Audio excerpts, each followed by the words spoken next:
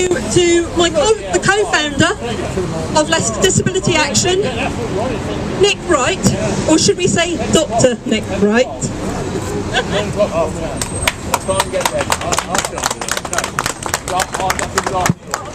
Thanks.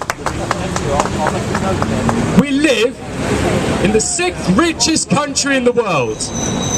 We live in a country that has the resources to send thousands of troops, whole squadrons of tanks, entire fleets of helicopters to the other side of the planet to fight unnecessary wars.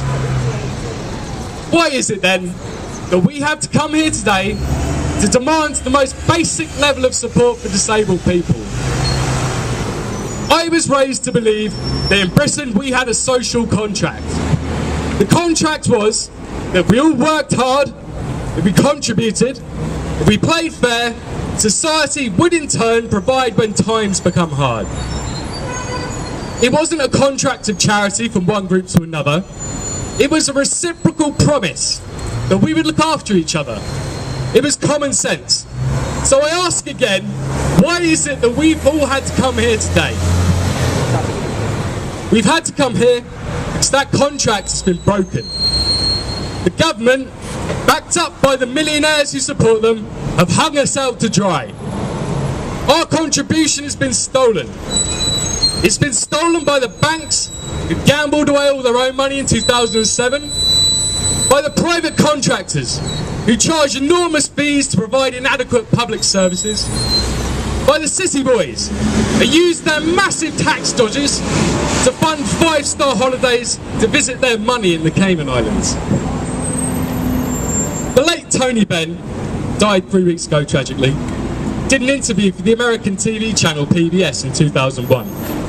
He said, if we can find the money to kill people, we can find the money to help people. He was right.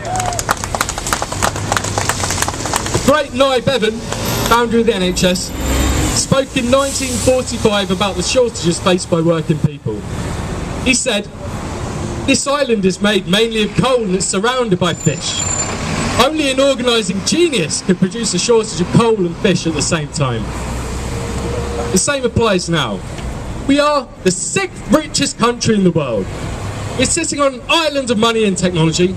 So who are the organisational geniuses that are depriving disabled people of support? Let's start by looking at Parliament.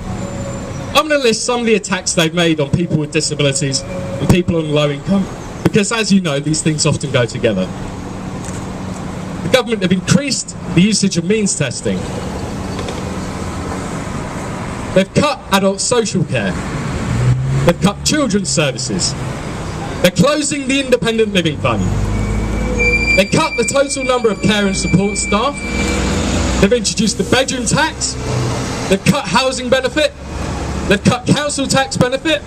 They're pushing up rent, pushing up VAT and utility bills. They're scrapping disability living allowance.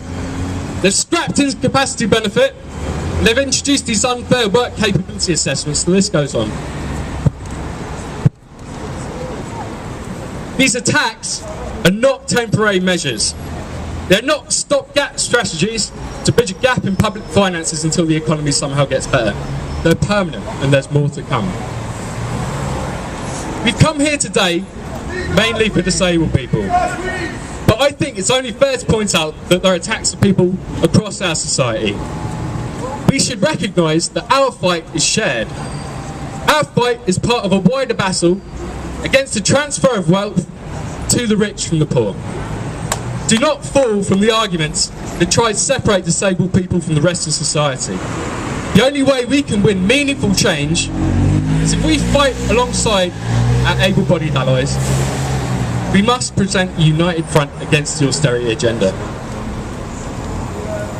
On 19th February, we came out collectively to demonstrate against unfair work capability assessments carried out by the private contractor Atos. We found that in less than 1 year, 10,600 people who've been found fit for work had died within 6 weeks of being told so.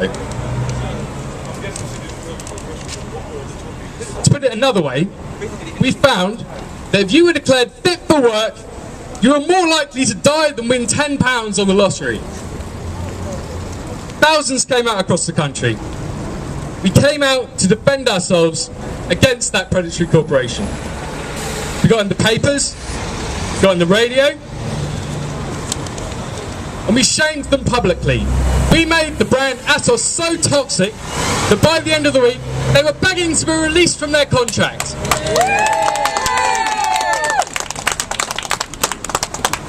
The government now is probably wondering if we're satisfied, but we're not. We're not satisfied with Atos pulling out of just one of their contracts. We're not satisfied with swapping one bloated private contractor for another. We're not satisfied with the DWP designing fundamentally flawed benefit assessments. We're not satisfied with benefit assessments being carried out for profit regardless of whose bank account it ends up in. We're not satisfied with a system that values wealth over human dignity. By coming here today, we're sending a message. We're sending a message that we won't lie down and accept this. When pushed, we will organise. We will fight back. We won't stop until all of our demands are met.